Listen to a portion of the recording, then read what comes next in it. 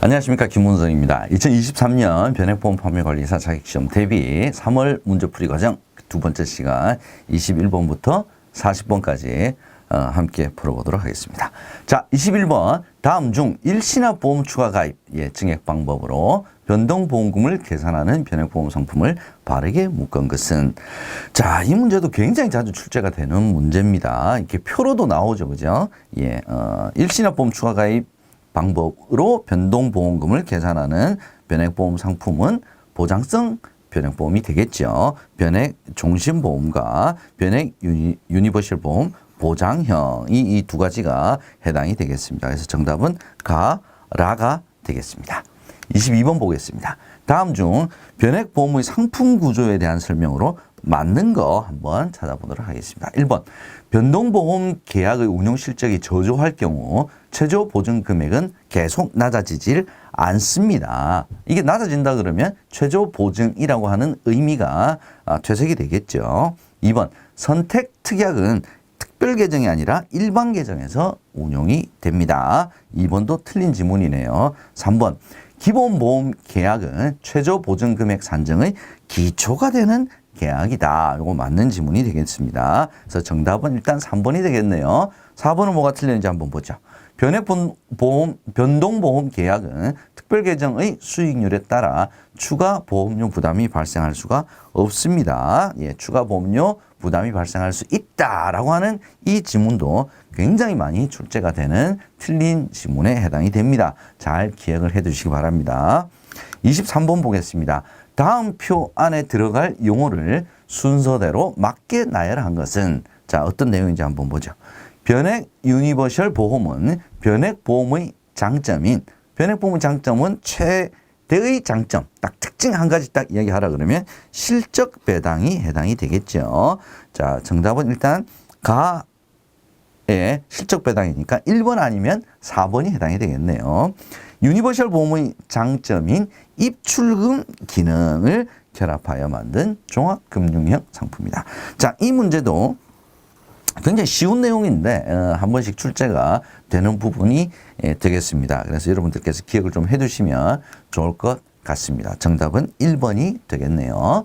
24번 보겠습니다. 다음 중 변액 종신보험에서 보험기간이 지날수록 특별계정으로 투입되는 보험료가 줄어드는 이유는 무엇입니까? 자, 이 문제가 최근에 좀 자주 지문으로도 좀 출제가 되었고요. 왜 그렇습니까? 자연식 위험보험료는 연령이 증가함에 따라 점점 늘어나겠죠. 그래서 얘를 평준화시켜서 우리가 보험료는 계산을 하지만 특별계정으로 투입되는 금액은 자연식 위험보험료가 점점 증가하기 때문에 점점 줄어들게 되는 것이 맞습니다. 그래서 일단 줄어드는 이유는 맞는 것이 2번이고요. 얘와 함께 변액연금보험은 그러면 어떠냐? 변액연금보험은 자연식 위험보험료 비중이 굉장히 낮죠.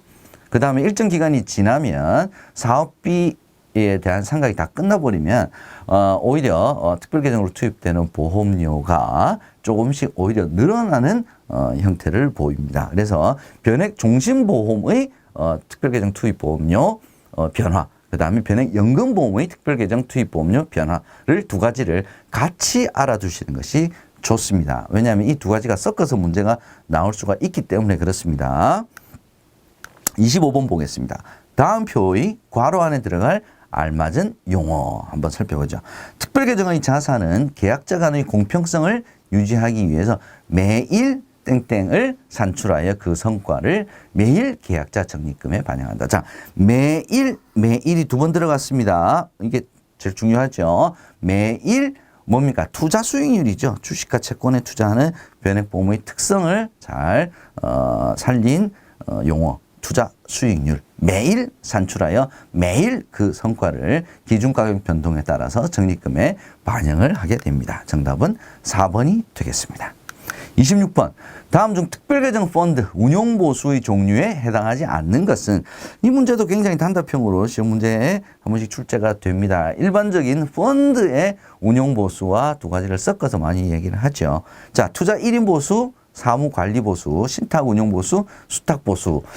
얼핏 이렇게 보면 다 어디서 많이 이게 어떤 용어들이기 때문에 다 맞는 거 아니냐 헷갈리실 수가 있는데 신탁 운용 보수라고 하는 것은 실은 신탁 계정이나 아니면 펀드 일반적인 펀드에서 사용하는 용어가 되겠습니다. 그래서 특별 계정 펀드의 운용 보수의 종류에 해당하지 않는 것은 3번 신탁 운용 보수가 해당이 되겠습니다. 27번 보겠습니다. 다음 중 보험회사의 책임 개시일, 보장 개시일로 볼 수 있겠죠. 맞는 것은 승낙이 이루어진 날, 보험 증권을 수령한 날, 자필 서명을 한 날 다 아니죠. 예, 굉장히 쉬운 문제입니다. 제1의 보험료를 납입을 해야 보장이 개시가 되죠. 그래서 보험회사의 책임 개시일도 이 계약자 입장에서 보장 개시일하고 같은 개념으로 제1의 보험료를 납입한 날, 예, 정답은 2번이 되겠습니다. 28번 보겠습니다. 다음 중 특별계정에 대한 설명으로 맞는 것은 특별계정 종류가 여러 가지가 있죠. 주식형, 채권형, 혼합형, 인덱스 혼합형, 인덱스형 뭐 있습니다. 그 이야기를 하는 거네요. 혼합형 펀드는 수익성을 목표로 공격적으로 운영한다. 수익성을 목표로 공격적으로 운영하는 것은 주식형이죠. 2번 채권형 펀드는 원금 손실 발생 가능성이 있습니다. 있지만 극히 적다. 이렇게 해야 맞는 지문이죠. 이거 굉장히 많이 틀린 지문으로 출제가 되는 부분입니다. 3번 주식형 펀드는 채권에 투자합니다. 주식형 펀드라고 해서 100% 주식에만 투자하는 것은 아니죠. 자연스럽게 정답은 4번이 되겠네요. 채권형 펀드는 주식에 단 1% 한 주도 투자할 수가 없습니다. 그게 바로 채권형 펀드의 가장 큰 대표적인 특징이 되겠죠. 정답은 28번에 4번이 되겠습니다. 29번 한번 살펴보죠. 다음 중 변액보험 특별계정 펀드의 계약자 보유 좌수가 변동하는 경우가 아닌 것은, 자, 보유 좌수가 변동을 했다라는 것은 늘어났든 줄었든, 돈이 늘어났든 줄었든 이 둘 중에 하나 해당이 되겠죠. 그럼 늘어났다 줄었다는 건 뭐냐면 특별계정에 돈이 들어왔느냐 빠져나가느냐 둘 중에 한 가지에 해당이 되는 경우가 아닌 것은 이걸 바로 찾아라, 이런 내용이 되겠습니다. 1번 보험계약자가 보험료를 추가로 납입했다. 돈이 들어왔죠. 얘는 변동을 합니다. 2번 보험계약자가 보험계약 대출 원리금을 상환하였다. 돈이 들어왔잖아요. 그죠? 얘도 보유좌수가 변동을 합니다. 자산운용 실적이 호전되었다. 얘는 돈이 들어온 게 아니고 평가 금액이 커졌다. 이런 뜻이기 때문에 계약자 적립금은 늘어나지만 좌수에는 영향을 미치지는 않습니다. 자, 이 보유자수가 늘어나느냐 줄어드느냐 이 변동하는 경우에 대한 문제가 최근에 좀 많이 출제가 되고 있습니다. 이 내용은 여러분께서 꼭 알아두시면 좋겠습니다. 일단 정답은 3번이 되겠고요. 4번 월대체 보험료가 차감되었다. 빠져나간 거죠. 빠져나갔기 때문에 보유자수는 줄었다. 이렇게 보시면 되겠습니다. 그래서 정답은 3번이 되겠습니다. 30번 문제 보겠습니다. 다음 인터넷 변액보험 공시실의 조회 내용에서 괄호 안에 알맞는 누적 수익률은 얼마인가? 자, 누적 수익률 찾는 거죠. 누적 수익률을 찾을 때는 기준가격을 보시면 됩니다. 기준가격이 처음에 얼마로 시작합니까? 1,000원으로 시작하죠. 자, 1,000원이 1,600원이 되었습니다. 그러면 몇 %가 증가를 했냐? 1,000원이 1,600원, 600원 늘어났네요. 그죠? 600원 늘어났으니까 60%가 증가했기 때문에 누적 수익률은 60%다. 이렇게 푸시면 됩니다. 31번. 다음 표에서 설명하는 변액보험 자산운용 옵션. 자산운용 옵션 있었죠. 펀드 변경이라든지 자산 재배분 기능이라든지. 자, 어떤 건지 한번 살펴보죠. 투자 성과에 따라 변동된 펀드의 적립금 비율을 정기적으로 오토 리밸런싱이네. 정기적 딱 나왔으니까 정기적으로 고객이 설정한 비율로 자동 재배분까지 용어가 나왔습니다. 정답은 2번 펀드 자동 재배분 기능에 해당이 되겠습니다. 32번 보험료 추가 납입에 대한 설명으로 맞는 거 한번 찾아보겠습니다. 1번 추가 납입한 보험료는 특별 계정에 적립 후에 일반 계정으로 차감한다. 추가 납입한 보험료는 특별 계정에서 운영을 해야 되겠죠. 그래서 처음에 투입일까지는 일반 계정에서 가지고 있다가 일반 계정에서 차감해서 특별 계정으로 들어가는 거죠. 반대로 표현이 되어 있었기 때문에 1번은 틀린 지문이 되겠습니다. 2번 추가 납입 보험료는 계약 관리 비용의 차감 없이 특별 계정으로 전액 투입이 된다. 자, 계약 관리 비용은 어떤 보험료든 차감을 합니다. 차감을 해야죠. 그래야지 실은 보험회사도 일정 부분 수익이 생기고 그 비용이 있어야 운영을 하겠죠. 그래서 2번도 틀린 지문이네요. 3번 납입일 플러스 2영업일을 이체 사유가 발생한 날로 하여 특별 계정에 투입을 한다. 자, 추가 납입 보험료는 납입일 플러스 2영업일에 특별 계정으로 투입을 한다. 여러분 잘 기억하시죠? 자, 이제 얘와 추가 납입 보험료의 특별 계정 투입일과 선납 보험료의 특별 계정 투입일 두 가지, 월 계약 해당 일이냐, 납입일 플러스 제 2영업일이냐, 이 두 가지를 비교하는 문제가 자주 출제가 됩니다. 정답은 3번이 되겠습니다. 자, 4번은 뭐가 틀렸는지 한번 보죠. 변액연금보험은 기본 보험료의 3배. 이거 아까 우리 그 첫 번째 시간에도 나왔죠. 기본 보험료의 2배 이내로 추가 납입 보험료를 납입할 수 있다라고 해야 맞는 지문이 되겠습니다. 33번 보겠습니다. 부활. 변액보험의 부활이나 일반 보험의 부활이나 거의 대동소이하죠. 맞게 설명한 것은 찾아보겠습니다. 1번. 부활 시 특별 계정에서 관리하던 적립금을 일반 계정으로 투입한다. 자, 일단 효력이 정지가 되게 되면, 해지가 되게 되면, 해약 환급금을 이제 받아가지 않은 상태라야 부활이 가능하겠죠. 그래서, 해지가 되게 되면 특별 계정에서 운영하던 계약자 적립금을 일반 계정으로 옮겨서 일단 관리를 합니다. 그래서 부활이 되게 되면 다시 특별 계정으로 넘어가게 되니까 1번은 일단 반대로 표현했기 때문에 틀린 지문이 되겠습니다. 2번, 해약 환급금 수령을 하지 않고 3년 이내라야 가능합니다. 부활은. 3번, 부활 시 연체보험료 외에 별도 연체 이자를 납입을 해야 부활이 되죠. 4번, 부활 시 계약자 적립금은 해지된 시점의 계약자 적립금을 기준으로 하게 됩니다. 만약에 부활 시점으로 하게 된다면 아주 쉽게 생각을 해보시게 되면 주가 좀 떨어지는 것 같아. 그래서 일단 해지를 했습니다. 해약 환급금 안 가져갔어요. 근데 주가가 다시 올라버렸어요. 나 다시 부활할래. 그러면 해지된 시점에 떨어졌을 때 부활한 시점에 이 가격 차이를 누가 그럼 책임질 거냐를 생각을 해보면 상식적으로 변액보험의 부활 시 계약자 적립금은 해지된 시점의 계약자 적립금을 기준으로 하는 것이 맞겠죠. 34번 특별계정펀드의 폐지 사유에 해당하지 않는 것. 폐지 사유도 굉장히 시험 문제 자주 출제가 되는 부분입니다. 1번 특별계정펀드의 운용 대상이 소멸한다. 소멸했으니까 당연히 폐지할 수밖에 없죠. 특별계정펀드를 폐지를 해서 뭐 다른 특별계정펀드로 이제 옮긴다든지 이제 그런 절차를 취하게 됩니다. 2번 자산가치 변화로 인해서 효율적인 자산 운용이 곤란해진 경우 당연히 폐지 사유가 됩니다.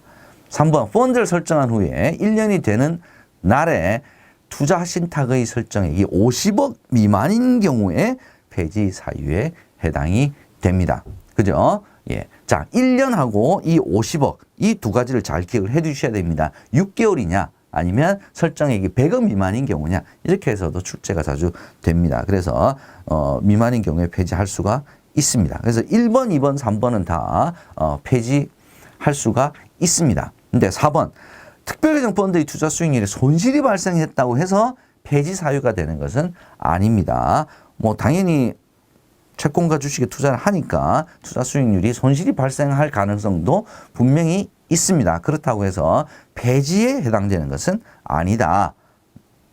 구별해 주셔야 될 것 같습니다. 그래서 폐지 사유가 아닌 것은 정답 4번이 되겠습니다. 35번 다음 표에서 설명하는 용어는 무엇인가? 관세 및 무역에 관한 일반 협정 가트라고 얘기를 하죠. 체제를 대신하여 국제무역 질서를 바로 세우고 우루과이 라운드 협정 이행을 감시하는 국제기구를 말한다. 상식 문제네요. WTO 세계무역기구에 대한 설명입니다. 36번 보겠습니다. 다음 중 보험회사의 수시공시 수시로 한다는 것은 사유가 발생했을 때 언제든지 수시로 공시를 하겠다라고 하는 거니까 좀 다급한 경우죠. 해당하지 않는 거. 그러니까 다급하지 않는 거 찾으면 되겠네요. 가, 파생상품 거래로 인한 거액의 손실을 입었다. 당연히 수시공시 해야 되겠죠. 나, 채권 채무 관계에 대한 중대한 변동, 중대한 들어갔죠. 수시공시 해야 됩니다. 대주주에 대한 시용공여, 수시공시 항목에 해당이 됩니다. 계약자 배당 내역은 수시공시 항목이 아니라 정기공시 항목에 해당이 되겠습니다. 37번. 다음 중 생명보험회사의 변액보험 공시실, 생명보험회사의 변액보험 공시실이냐, 생명보험협회의 변액보험 공시실이냐, 요 두 가지를 구별해 주시면 될 것 같습니다. 확인할 수 없는 거, 자, 각각 개별 생명보험회사에서 타 보험회사 상품과의 펀드 수익률 비교는 할 수가 없죠. 그죠?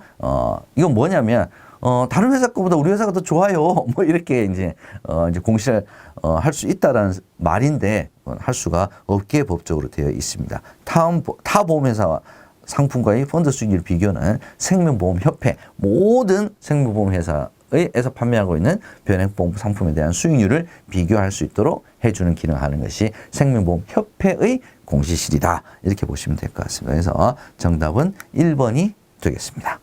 38번. 다음 중 저축성 변액보험 수수료 안내표 제공 시 포함되어야 할 내용에 해당하지 않는 것은 수수료 관련된 내용이 아닌 거. 상품 수수료, 계약 체결 비용, 상품 수수료죠. 위험보험료, 보증 비용 다 상품에 관련된 수수료입니다. 예금 보험료율은 개별적인 가입자가, 계약자가 가입하는 변액보험과는 실은 관련이 없죠. 그래서 예금보험료율은 변액보험 수수료 안내표 제공 시에 포함되어야 할 내용에 해당하지 않습니다. 정답은 4번이 되겠습니다. 39번 보겠습니다. 다음 중 변액보험 관련 비용 중 적립금에 비례하여 차감되는 것이 아닌 것은, 자, 적립금에 비례하는 것이 많은 비용이 적립금에 비례를 하죠.